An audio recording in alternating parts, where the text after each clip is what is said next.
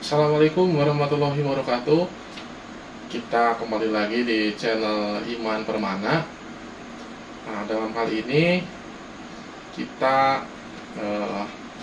kedatangan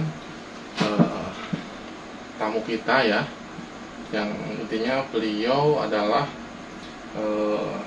sewaktu kecil kita bersama-sama juga sekolah, terus satu kampung juga. Namun setelah besar beliau sekolah terus kerja di luar, yang akhirnya jarang komunikasi. Dan ada cerita yang membuat ya terharu, gembira.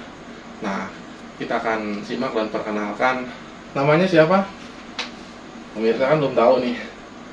Kalau saya panggilan itu nama asli itu Karso, Ya, atau bisa dipanggil Aso gitu. Kalau panggilan kecil gitu, di lingkungan masyarakat atau di lingkungan sosial itu panggilan Aso. Untuk panggilan sekarang, kalau yang nama brand lah gitu, nama brand di Facebook ataupun Instagram itu Saung Cempaka Terapi Subang. Cempaka Terapi Subang. Iya, Saung Cempaka Terapi Subang. Kalau dulu tuh awal-awalnya bisa jadi terjun ke saung terapi Cempaka, berarti yang digeluti adalah terapi. Itu ceritanya itu dari awal tuh seperti apa itu sampai bisa langsung menggeluti terapi ini gitu? Kalau berbicara dari awal, sama sekali saya tidak ada basic terapi, pijat ataupun urut kayak gitu, itu tidak ada.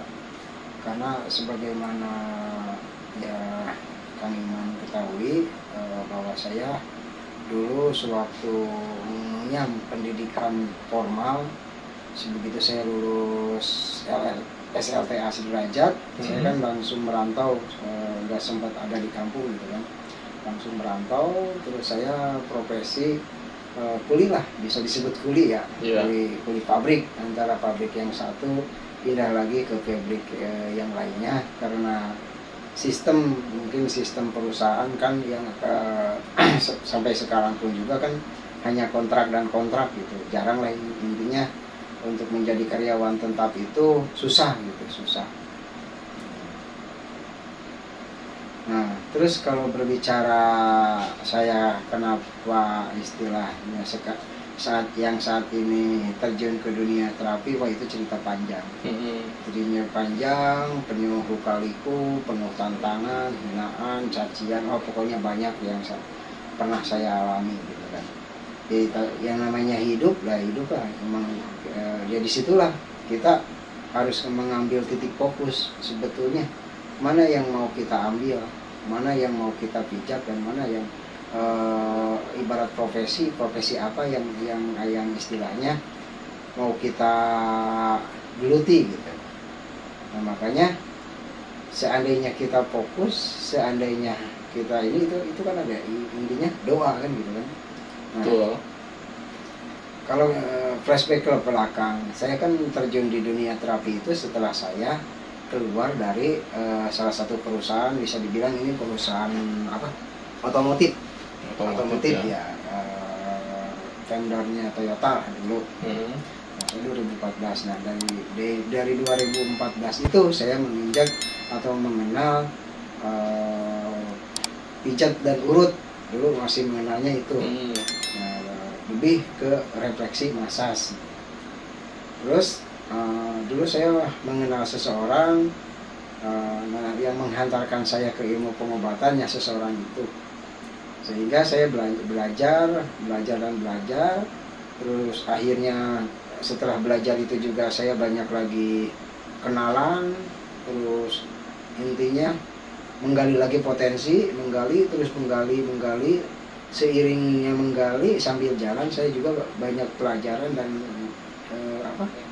pengalaman.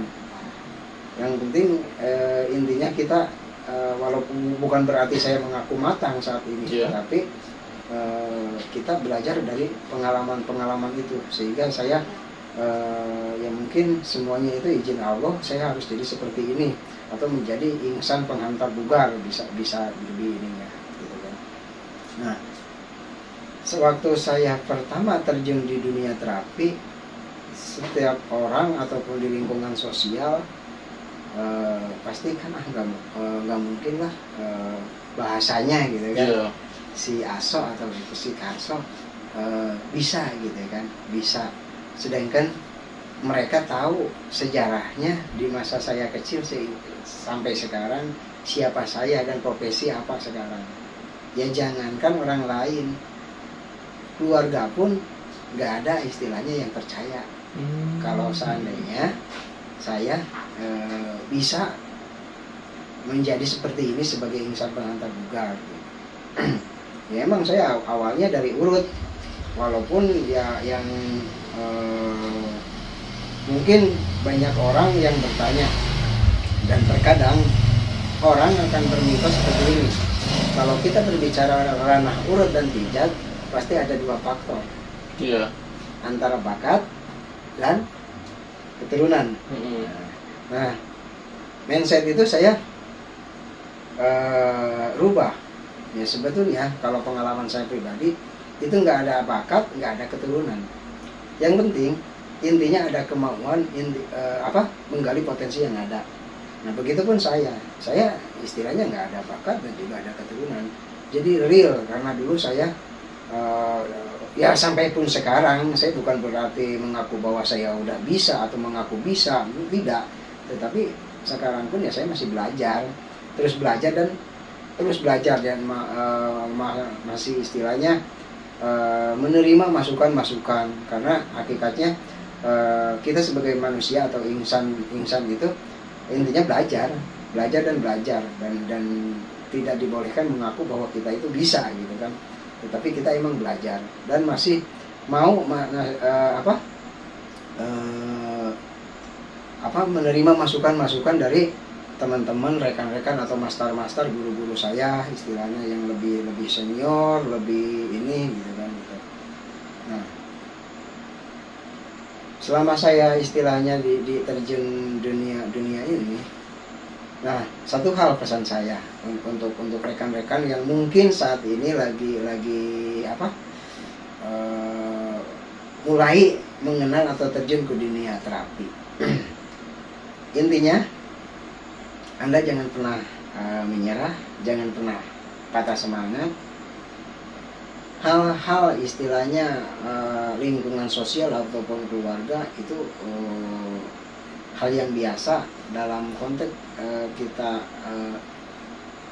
menerima ataupun dunia baru. Itu tidak hal yang mudah, tapi perlu proses dan waktu. Dulu pun saya merasakan saya dicaci, dimaki, istilahnya dihina, udah istilahnya makanan saya sehari-hari. Tetapi alhamdulillah mungkin ini jawaban Allah atas kesabaran saya, kefokusan saya. Akhirnya Allah menjadikan saya sebagai insan penghantar bugar. Tetapi saya bukan mengakui bahwa saya benar-benar itu, tapi semuanya ini kalau bukan dari izin Allah, saya tidak akan seperti ini. Dan juga terutama saya support dari keluarga, terutama dari ya orang tua saya, istri saya. Nah, itu support yang paling kuat untuk saya, sehingga saya masih tetap berpijak di profesi ini. Dan sekarang dengan profesi ini alhamdulillah bisa membesarkan nama saya, ya bisa membantu orang-orang yang istilahnya kesulitan lah dalam hal permasalahan sehat bermasalah ataupun sehat kronis gitu. Alhamdulillah sekarang saya bisa lah intinya membantu rekan-rekan semua yang membutuhkan gitu. Ini menarik sekali. Namun kan itu pasti ada perjalanan dari awal. Nah, kalau berbicara flashback ke belakang, itu sebetulnya pas waktu belajar itu kan otomatis ada sistem finansial. Mungkin kalau misalkan kerja dulu di pabrik dengan UMR yang kategori Jabotabek dengan sekian ya, mungkin sekarang berapa ya, sekitar 5 atau lebih ya. Nah, pada saat terjun di terapi itu bagaimana cara untuk menyikapinya supaya mental kuat, bisa eh, apa tuh, keluarga juga bisa percaya gitu, dan berapa lama bisa naik sampai ya banyak kliennya itu seperti apa? Ya itu sih sebetulnya kembali lagi itu mah karena kita kan punya pola masing-masing ya kan. Iya. Nah, untuk saya pribadi emang sih waktu dulu saya terjun di dunia ini, emang kata saya juga kan tadi sudah dibahas, ini bukan hal yang mudah. Contoh aja seperti ini. Saya kan udah punya keluarga, punya anak dan punya istri. Dulu waktu semasa saya terjun ke dunia terapi, seandainya dulu kan saya nggak sampai sekarang pun sebetulnya saya nggak mematok untuk masalah harga atau tarif ya, walaupun secara prosedural itu tarif harus ada karena kita di sini punya izin lah gitu, kita resmi, kita legal gitu kan. Dalam artian kalau secara dari dinas kesehatan kita dianjurkan karena memang harus punya patokan tarif gitu kan. Nah, tetapi dalam aplikasi di lapangan insya Allah saya sebetulnya tidak memasang tarif. Cuman ada flashback dari sisi awal saya sampai sekarang. Kalau dulu saya paling karena dulu emang niatnya pengen bisa, saya nggak memandang materi. Kalau materi itu anggap saya bonus gitu. Intinya saya gini, ada orang semua saya pegang aja. Yang penting gimana saya minta penilaian untuk orang yang saya pijit atau urut ini rasanya enak atau enggak gitu. Ya kalau mereka bayar ya alhamdulillah gitu. Nah pertama itu. Tahap kedua saya nerapi paling dulu seandainya dapat pasien satu itu dua minggu itu bisa nggak dapat pasien. Ya karena wajar, karena ya di situ karena mungkin kurangnya percaya istilahnya, yang namanya orang kan tahu siapa saya dan dari awalnya apa terus sekarang gimana, wajar ya itu memaklumi. Ya di situ kita tetap fokus bahwa saya meyakini ini pilihan saya dan saya akan expert, istilahnya akan fokus dengan profesi ini. Nah seiring waktu berjalan, waktu demi waktu ya kan, alhamdulillah untuk saat ini ya, tapi maaf bukannya saya ini sebetulnya saya juga sekarang belumlah disamakan dengan kelas-kelas yang, tapi minimal ya alhamdulillah untuk saya dan keluarga ya cukup lah gitu. Jadi terkadang ya saya juga waktu saya semakin kesini semakin tersita. Jadi jangankan intinya buat main dengan keluarga gitu, kadang buat saya sekalipun pengen main ke kebun, ke sawah untuk bertani lah, bercocok tanam, karena emang saya sebetulnya hobi bertani, itu sudah nggak bisa gitu. Karena ya alhamdulillah, karena mungkin inilah yang ya istilahnya jawaban Allah yang selama ini saya merasa menginginkan gitu, bahwa saya ingin menginginkan menjadi individu yang berguna, ya berguna buat diri saya sendiri, keluarga dan juga orang lain. Ya ternyata mungkin inilah jawaban dari Allah. Makanya saya apapun itu saya nggak mengeluh, asalkan mudah-mudahan saya bisa diberikan kesehatan dan bisa istilahnya menjembatani atau menghantar bugar buat orang-orang yang membutuhkan gitu kan. Nah kalau misalkan di terapi itu biasanya yang datang ke Kang Karso ini keluhannya apa aja? Ya gimana ya, ya keluhannya sih beda-beda sih kan, karena berbagai macam yang namanya orang kan pasti beda-beda keluhan gitu kan. Ya ada aja yang istilahnya keluhan enteng atau cuman pegal-pegal lah, lemas, pegal, letih, lesu kayak gitu kan. Itu mah lebih ke ranah ya kita kan kepijat atau apa gitu kan. Nah cuman yang sekarang kan saya bikin konsep, bukannya dalam artian konsep ini saya kan lebih ke penanganannya kan, lebih ke pengobatan gitu. Bahwa saya intinya bahwa saya ini seorang terapis gitu, berarti kan kita lebih ke penanganan, ibarat kita dokter lah gitu. Betul. Nah yang sekarang yang saya hadapi justru ya nggak tahu saya juga sebetulnya apakah ini bagian saya, apa tugas saya, apa gimana. Untuk saat ini lebih ke pasien-pasiennya rata-rata hampir rata-rata sekarang kayak stroke, ya penyakit ekstrim lah, kayak ya ada yang jantung, ada yang juga prostat, ada juga yang kanker otak, ya semacam ya penyakit seperti itu gitu kan. Ya, tapi ya alhamdulillah mungkin ya semuanya izin Allah sih, bukan saya yang menyembuhkan, tapi semuanya mungkin karena izin Allah. Karena saya sebagai individu nggak bisa menyembuhkan, tapi saya hanya bisa mengobati kan gitu kan, dengan jalan semampu saya sesuai dengan keilmuan dan SOP yang pernah saya pelajari gitu kan. Nah, masalah kesembuhan kan semuanya itu milik Allah gitu kan. Nah, sejauh ini apa punya asisten gitu, atau sambil mengajar juga gitu? Mungkin kan kalau misalkan ditangani sendiri, kalau misalkan datang banyak itu bagaimana gitu untuk sekarang ini?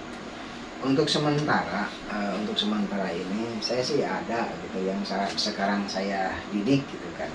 Dan setiap minggu udah menjadi rutin evaluasi gitu. Dalam artian konteks evaluasi itu mungkin kalau dulu kita bisa disebut juga koordinasi gitu kan, untuk istilahnya menggali terkadang rekan-rekan itu ada pertanyaan dari pasien, mungkin rekan-rekan belum bisa jawab gitu kan. Nah, saya meluangkan waktu dalam seminggu sekali itu untuk mengevaluasi rekan-rekan. Intinya kita konsepnya belajar mengajar, bukan berarti saya menggurui, tapi sebenarnya saya juga belajar dari mereka.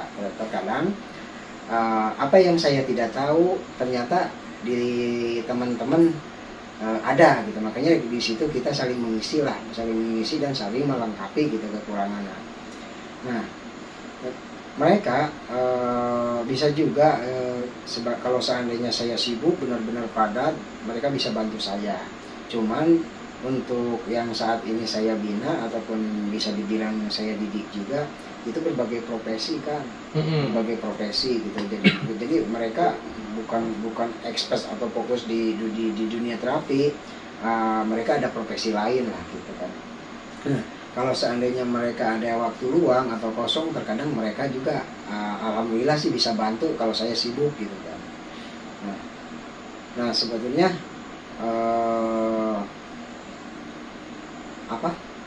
yang saat ini ya dibilang asisten ya saya juga ada. Terkadang saya kalau kemana-mana mereka suka ngikut sambil konsep saya kenapa sebetulnya saya bisa menyelesaikan masalah kerjaan ini ataupun yang saya hadapi. Cuman tujuan saya bukan itu, tetapi saya ingin menularkan bahwa ilmu jangan mentok sampai di saya aja.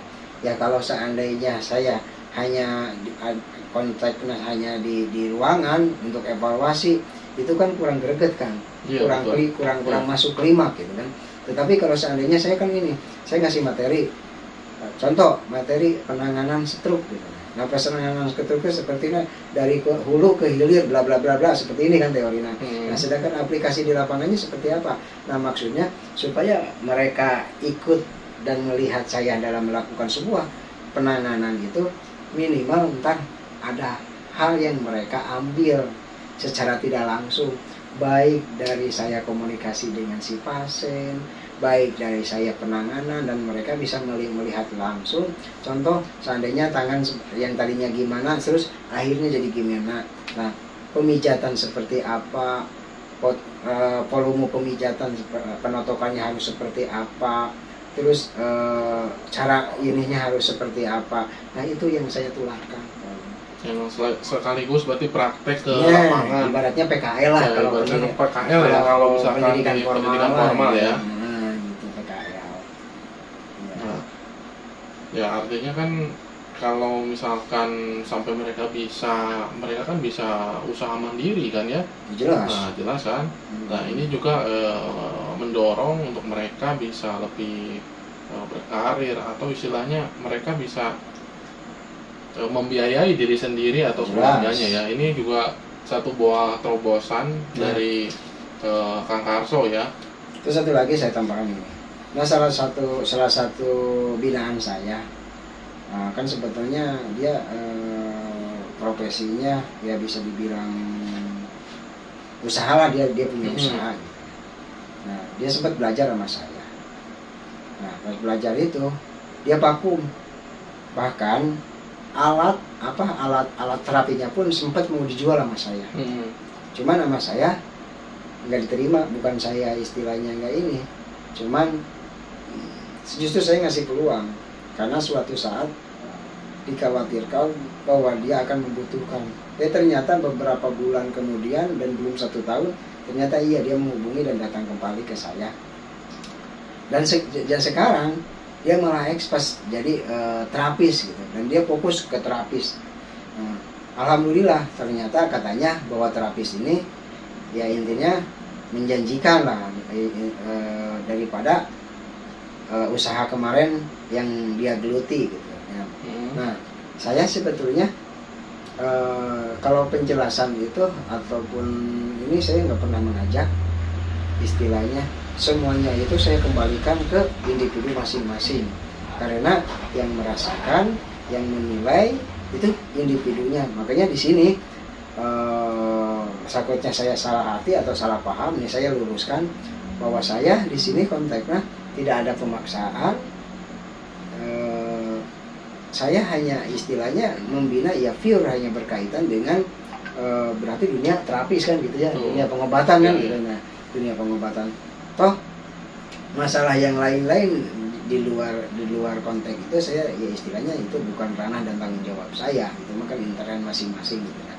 Nah, cuman mau saya bawa cerita itu sepertinya yang tadi ada salah satu binaan saya yang awalnya dia vakum, nah sekarang dia ekspres lagi dan akhirnya dia seolah-olah menemukan jati diri bahwa ternyata dunia terapi itu emang kalau dilihat dari sisi ekonomi menjanjikan kan. Nah sekarang kayak gini, kalau kita mau berpresentasi bisnis yang saat ini berjalan mungkin untuk beberapa tahun atau beberapa puluh tahun ke depan kan ada 3 ya kan, betul nggak? Iya. 3 atau 4 kan? 3. Kalau saya mendengar sih ada 3 ya. Yang bersama kita sinkronkan aja, benar nggak? Yang pertama kan properti ya? Ya, properti ya, di bidang properti. Yang kedua kesehatan kan? Ya, kesehatan. Yang ketiga kuliner kan? Ya, kuliner. Kita kan ada di poin yang kedua. Nah, itu. Nah sekarang kalau di poin kedua, emang kan gimana kan gitu kan? Emang gimana gitu kan jawabannya, kok bisa jadi kesehatan poin kedua, kok terapi jadi poin kedua? Kan sekarang kan gini. Berarti kan berapa persen orang yang benar-benar sehat ya kan? Terus berapa persennya orang yang benar-benar sakit, dan berapa persen orang yang sehat bermasalah kan gitu kan? Nah, sedangkan ranah kita ini di dunia terapi itu kan kita ranahnya ke lebih dominan sehat bermasalah. Walaupun kan sebenarnya bukan sehat aja bermasalah, kronis pun insya Allah kita bisa kan gitu kan, dalam aplikasi di lapangannya lah gitu kan. Nah cuman yang kita garis bawahinya tetap di sehat bermasalah, berarti kita perbaikan tubuh dari sehat bermasalah itu kan gitu kan. Nah sekarang kan kalau ya dulu yang pernah saya dengar kan, kalau data WHO kan gitu kan, berapa persen yang benar-benar sehat, katanya yang benar-benar sehat cuma 5%, betul nggak kan? Saya sinkronkan aja ini mah biar balance gitu kan, biar istilahnya teman-teman atau rekan-rekan yang istilahnya melihat tayangan ini menjadi barometer gitu untuk berpresentasi gitu kan, untuk menentukan sebuah pilihan gitu kan. Nah terus yang kedua, orang yang benar-benar sakit katanya. Nah orang yang benar-benar sakit itu katanya cuman 20%, betul nggak? Apa kebalik? Yang benar-benar sehat 20%, yang benar-benar sakit 5%. Yang sehat. Kalau yang saya pernah baca itu yang sehat itu hanya 5%. Yang benar-benar sehat, benar-benar yang benar-benar sehat kan ini berarti cuma 5% ya. Dalam skala internasional juga ya. Nah, terus yang benar-benar yang sehat bermasalah, nah itu sisanya berarti ya Kang. Berarti kan kita tadi 25%, 100 dikali 50 itu 75 ya kan. Nah itulah ranah dunia terapi itu ada di poin 75%. 75% itu orang yang kelihatannya sehat tetapi punya masalah ya. Iya, itu seperti kita kelihatannya mah segar, bukan, ternyata ada yang terasa, ada lambung lah, apalah, sakit pinggang lah, apa itu. Mungkin sakit lutut kali ya. Iya, itu hal-hal yang kayak kayak sepele tapi juga masuk gitu iya, ya. nah itulah ranah-ranah kita di dunia terapi gitu kan. Makanya sangat luas. Makanya ayo istilahnya, karena gini, sekarang kan pengalaman saya ini, saya bukan bicara orang lain ya, Ya. saya berbicara tentang saya sendiri. Untuk bekerja istilahnya ke salah satu perusahaan sekarang banyak kan kriterianya. Terus kedua, sekarang seandainya gini, kesempatan kerja cuman taruhlah 10 orang, tapi peminat bisa sampai 1000. Bayangkan antara 5 peluang atau 10 peluang kerja Yang lamar 1000 ratusan atau ribuan. sekarang. Karena sekarang gini, orang yang lulus kan sekarang berapa persen, untuk tahun ini aja berapa persen. Nah, terus peluang kerja berapa persen. Nah, makanya sekarang kan peluang kerja lebih dominan ke wanita kan, Betul. daripada Ya, laki-laki. banyak wanita. Banyak wanita kan gitu. Nah, untuk pengalaman saya aja dulu, untuk kerja ke salah satu perusahaan atau pabrik lah gitu, atau ya intinya berapa dalam produksi gitu kan. Sebetulnya kalau di ruang lingkup kerjaan, anak SD pun bisa, nggak perlu sekolah. Tetapi tetap karena kita mengikuti prosedur gitu kan, karena aturan. Pertama kan aturan itu tinggi badan jadi masalah. Berat badan juga. Ya, Kena ya? berat badan nggak terlalu sih sebetulnya. Tapi kadang ya ada juga, cuman sebagian kecil ada gitu ya. Yang jelas mah tinggi badan dan usia jadi batasan di samping pendidikan gitu kan. Nah, jadi kan jelas di situ kita ada ininya apa, persaingannya sangat ketat. Ya, sangat ketat ya. Nah, tetapi entah kenapa ya, tapi itu kan kembali lagi ke individu masing-masingnya. Sedangkan ada peluang sekarang di bidang terapi yang istilahnya sebetulnya kita modal cukup 1 kali. Kalau menurut saya, dan saya bicara bukan kata orang lain, tetapi yang saya alami gitu kan. Modal cuma 1 kali. Disebut 1 kali itu kenapa? Pertama, kita pasti kan kita yang ikuti dulu pendidikan ya, disebut pendidikan non formal, bisa dengan kursus atau ikut pelatihan tertentu ya kan. Memang kita bayar itu berapa? Cuman percaya itu jangankan ini, kalau kita cukup waktu seminggu aja itu uang udah kembali lagi kalau menurut saya. Dan saya bicara ini real, bukan kata orang lain, dan saya bisa buktikan dan bisa bertanggungjawabkan. Dalam 1 minggu, bahkan bisa kurang 1 minggu, itu uang bisa kembali lagi. Nah, kedua, kita kan butuh pasti sebagai pendukung ada alatnya harus dibeli ya kan. Iya. Nah, semacam apalah, banyak lah intinya mah, krim atau dan lain-lain gitu kan. Nah, itu kan modalnya modal 1 kali. Beda dengan kita contoh berdagang. Kalau berdagang kan kita contoh kita modal 500.000 itu kan kita belanja apa. Nah, minimal kan kita dapat uang itu harus melebihi uang pembelanjaan kan. Itu tiap hari pasti. Kalau sifatnya untung gitu ya. Sifatnya di bidang, emang segala profesi semuanya termasuk saya pun itu dagang, tapi kita lebih ke jasa kan gitu kan. Ya, Nah, profesi itu kan semuanya hakikatnya kan pedagang atau penjual gitu kan. Ini kok kurang dididik gitu. Saya juga nggak tahu. Ya mungkin karena ini bla bla bla bla bla. Padahal percaya nggak? Saya pernah kerja di Toyota, tapi maaf, saya bisa melebihi upah Toyota sekarang. Tapi maaf, bukannya saya sombong, ini buat barometer aja gitu kan. Per hari bisa berapa gitu kan. Nah, itu hanya buat sebagai sisi ekonomi, ambil positifnya, bukan dilihat dari kesombongannya, tapi tolong ambil dari sisi positifnya aja. Ini buat hitung-hitungan secara finansial dan sisi ekonomi gitu kan. Kita berbicara ini sisi ekonomi gitu kan. Nah, jangankan kita gini aja lah, kalau kita BBK-nya jangan dulu banyak-banyak, kita minta ini aja lah, per hari 400.000 aja. kalau dikalkulasikan selama 25 hari berapa itu Bang?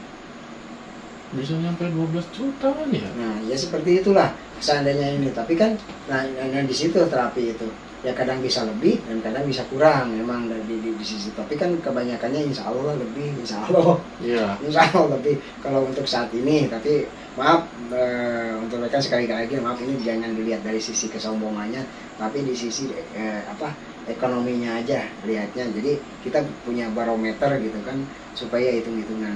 Nah, dan jujur yang paling utama. Intinya ada kemauan yang kuat, motivasi yang kuat, terus jujur. Benar-benar dia ingin merubah kehidupannya, merubah ekonominya gitu kan. Nah, insya Allah akan kita bina.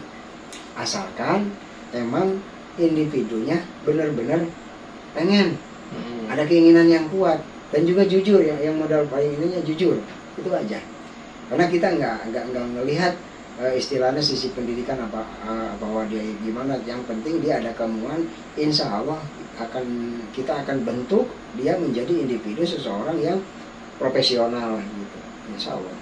Jadi artinya walaupun pendidikannya tidak sampai SMP, SMA ataupun kategorinya gak lulus SD, jika ingin serius ya belajar tentang terapi, berarti itu bisa ya. Jadi tidak juga satu patokan kalau misalkan yang belajar ini harus lulusan A, B, C, D, berarti tidak ada ukuran di sana ya. Justru kan gini, awal motivasi saya terjun ke dunia terapi sebenarnya saya bukan berpikir untuk kepentingan saya sendiri, bukan. Karena saya melihat gini, saya anak Subang asli, kan? Saya melihat kok di Subang apakah orang Subang itu nggak ada yang bisa untuk menjadi seorang terapis apa gimana? Apa mereka sebetulnya banyak yang bisa, apa kurang pemasarannya apa gimana?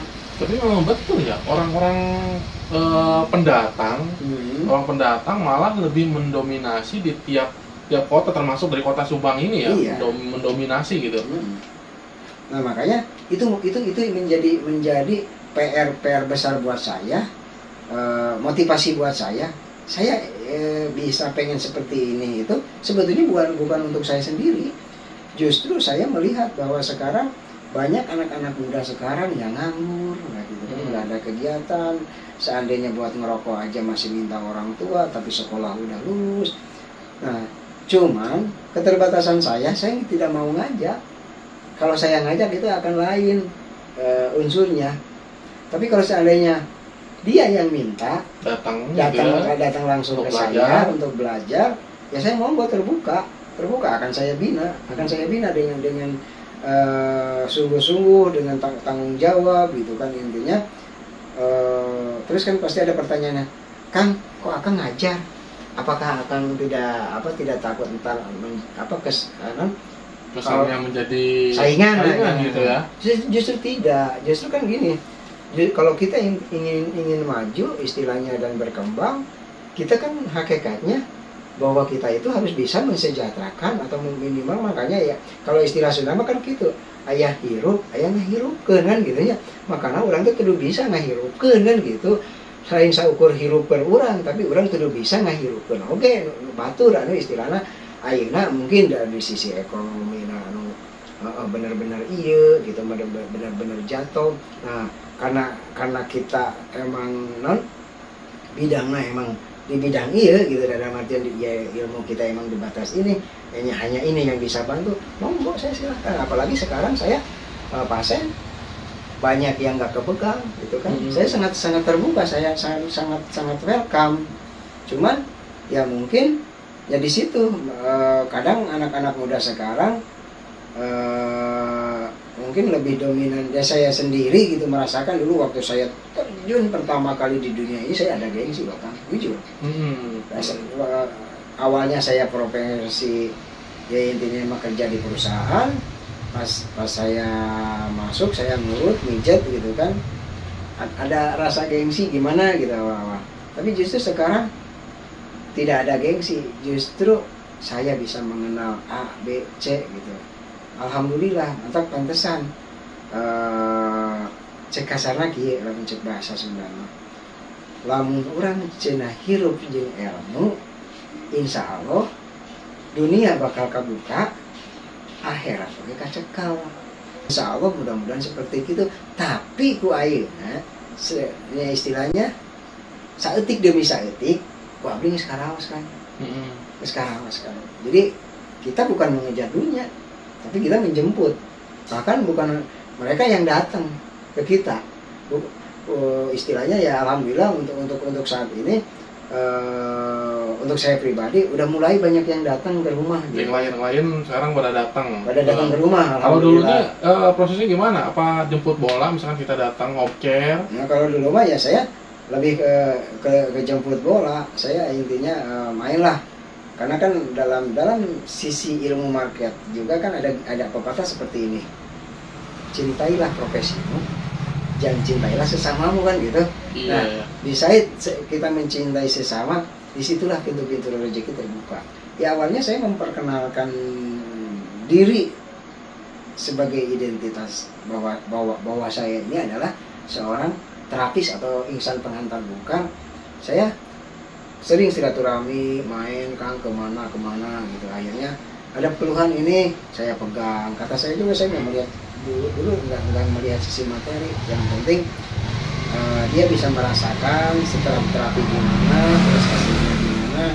Atau kalaupun emang ada materi itu bonus buat saya dari Allah kan gitu. Nah, tapi sekarang kan lain. Saya punya nilai jual, dan yang menilai jual itu kan bukan saya sebetulnya. Penilaian dari si klien ataupun kan itu semuanya jadi izin Allah mungkin. Saya ini ibaratnya kalau secara kelasnya mungkin saya udah naik kelas sekarang, tapi kan yang naikin bukan saya, tetapi semuanya kan saya kembalikan lagi, gitu kan. Jadi saya bisa sekarang dapat nilai nominal jasa sekian gitu kan. Sebetulnya kan saya nggak pasang tarif, tetapi itu penilaian bahwa ini mungkin dengan jasa saya ya seperti ini, ada kepuasan tersendiri mungkin. Ya mudah-mudahan sih seperti itu. Saya juga berharap semua klien yang saya tangani ada kepuasan, karena kepuasan mereka itu kepuasan saya juga. Karena di saat saya bisa menjadi atau punya kepercayaan dari Allah bisa mengangkat menjadi apa yang tadinya keluhan A gitu, ternyata si keluhan A-nya alhamdulillah sembuh, itu jadi suatu kebahagiaan. Dan satu lagi yang paling saya di sini gak bisa diungkapkan dengan kata-kata. Di antara saya profesi yang dulu kan, cuman ini yang apa? Saya menemukan ketenangan dan kedamaian. Nah, karena terkadang gini, saya banyak menemukan di lapangan pasien yang mungkin yang namanya klien rata-rata kan dengan konotasi berduit lah gitu kan. Betul. Karena secara istilahnya sisi ekonomi dia mampu ya. Dia jauh lah dari kita mampu. Tapi terkadang saya banyak sorak dalam hati. Semuanya tapi tetap kalah, saya yang menang. Kenapa saya yang menang? Walaupun saya hanya intinya seperti ini, tapi kayaknya saya selalu bahagia, tenang, damai gitu. Percuma lah kita intinya punya apa, akhirnya merasakan ini, akhirnya nggak bisa makan ini ataupun punya problem ini, problem itu. Sedangkan kita di sini ya alhamdulillah kita sedikit bisa menata lah. Makanya yang saya prioritaskan ditata dulu yaitu di rumah dulu kan.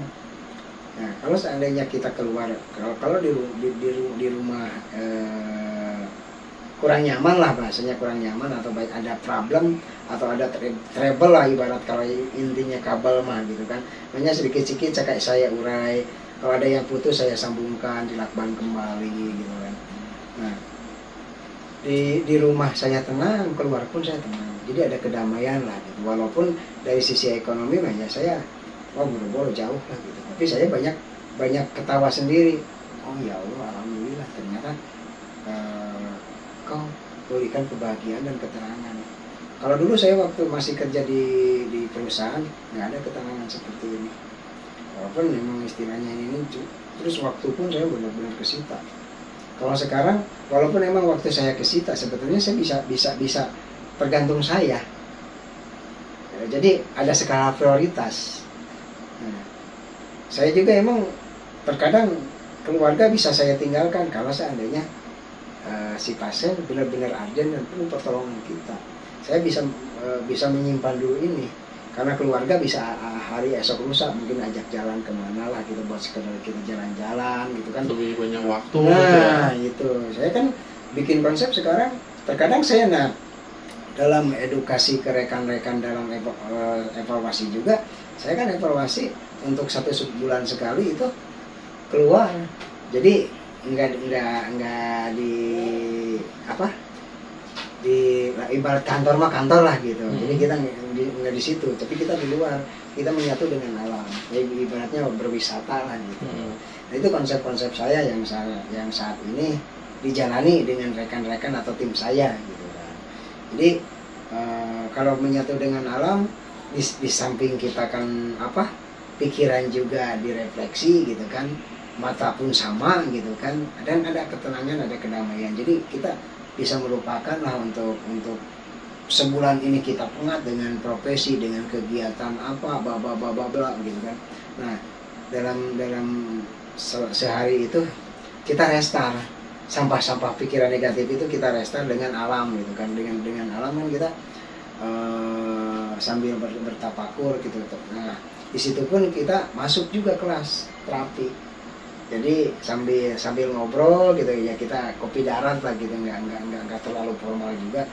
Tetapi justru gini pengalaman saya, di saat kita melakukan sebuah materi formal, mereka nggak masukkan. Kalau kita sengaja gitu ngajarin kita tulis ya apa gitu, mereka nggak masukkan. Makanya saya rubah konsep itu. Saya lebih ke sambil ngobrol sambil jalan, tapi mereka ada yang penting catat sama mereka.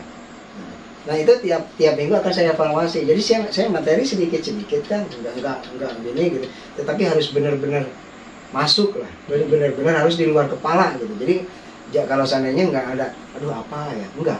Nah, jadi sedikit-sedikit. Jadi makanya setiap pertemuan itu ya itu evaluasi. Di samping temuan di lapangan, kedua saya tanya kembali apa materi kemarin. Jadi mereka harus benar-benar di luar kepala gitu kan. Ya di sisi lain kita juga kan sambil kalau seandainya apa yang ada, ilmu kita yang ada kita disampaikan, kita pun kan akan ingat terus. Makanya di situ konsepnya belajar mengajar kan gitu. Jadi kita juga sama. Jadi nggak alhamdulillah jadi nggak lupa, jadi ingat, bisa sama-sama mengingatkan lah gitu kan. Makanya mereka Kang, ya udah pengennya seperti ini konsepnya. Udah, kalau memang konsepnya itu ini dan terbaik buat teman-teman, terus merasa enak, ya monggo kan gitu. Nah, makanya sekarang juga saya lagi membentuk sistem Kang ini biar apa tuh sistemnya? Ya sistemnya ya intinya ya intinya buat memajukan kita bersama-sama. Cuma dalam sistem itu ya yang namanya sistem, kita jangan melihat individu bahwa saya seorang guru, bahwa saya seorang apa, jangan. Jadi kita lebih ke komitmen bersama aja. Jadi kita melihatnya dari perjanjian kita bersama aja. Itu yang akan saya konsep gitu kan, untuk memajukan supaya ekonomi rekan-rekan juga maju gitu. Saya bikin konsep istilahnya motivasi seperti itu. Jadi seandainya ada ide dan gagasan kita tampung. Nah kalau seandainya ntar udah hasil benar-benar musyawarah, intinya buat mufakat apakah ini masuk atau tidak, baru kita laksanakan hasil kesepakatan. Nah kalau hasil kesepakatan kan bukan karena saya, bukan ibaratnya karena akang kan gitu kan. Tetapi kan sistem yang berjalan. Jadi di situ nggak ada istilah antar kecemburuan sosial, nggak ada kita istilahnya antar gimana. Tapi segala sesuatu juga sesuai dengan koridor sistemnya kan gitu kan. Nah itu yang saat ini saya akan bentuk biar ya mudah-mudahan harapan saya anak-anak muda saat ini bisa tergugah hatinya, ternyata ada peluang yang mungkin mereka belum menyadari dan tidak melirik gitu kan. Padahal peluang ini sangat-sangatlah menjanjikan kalau menurut saya gitu. Cuman dalam istilahnya kita untuk menuju kesuksesan, dai proses mah malah ngabobohongan hasil kan gitu kan ya. Makanya tetap nikmati heula prosesnya. Karena saya juga menularkan ini ke rekan-rekan, so proses dulu. Tapi alhamdulillah sekarang untuk yang sekarang saya bina, alhamdulillah sih semuanya berjalan. Dan titik-titik itu enggak dialami oleh binaan saya, tapi cukup saya aja ya yang mengalami dulu masa pahit ininya. Kalau binaan-binaan saya alhamdulillah mereka udah alhamdulillah lah. Saya nggak mau istilahnya kesannya sombong gitu kalau harus dipresentasikan terlalu, apalagi terlalu vulgar gitu, karena ini kan privasi lah gitu, lebih ke privasi. Hari intinya sekarang ekonominya ya alhamdulillah. Berarti antara dulu sama sekarang secara sisi ekonomi, sisi waktu, perbedaan signifikannya itu sangat jauh berarti ya. Alhamdulillah. Alhamdulillah. Ya, nah, kalau misalkan para pemirsa ini yang melihat tayangan kita ini, kalau mereka ingin belajar atau datang untuk melakukan pengobatan, ini alamatnya kemana nih?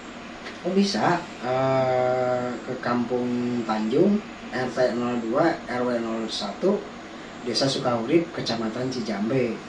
Untuk nomor telepon yang bisa dihubungi? Nah, nomor telepon saya jujur saya juga nggak ingat, soalnya ini nomor baru Kang.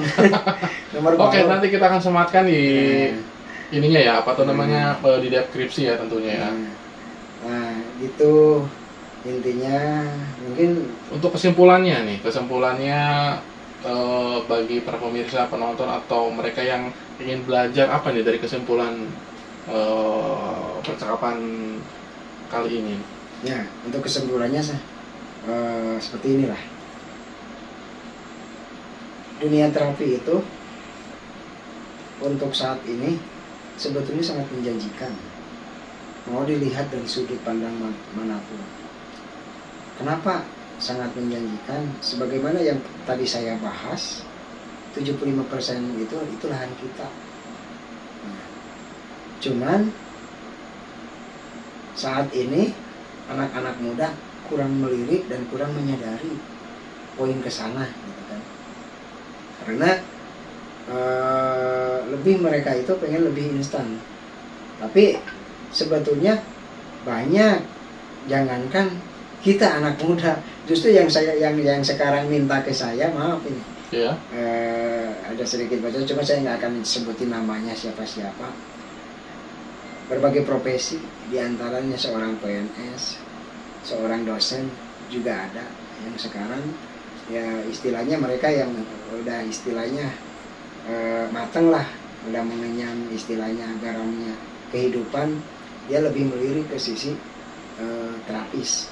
Tapi kenapa justru target saya itu anak-anak muda, target saya, tapi bukan berarti yang lain nggak di ini ya, alhamdulillah. Cuman kenapa kok malah anak muda kok kurang melirik ke sini?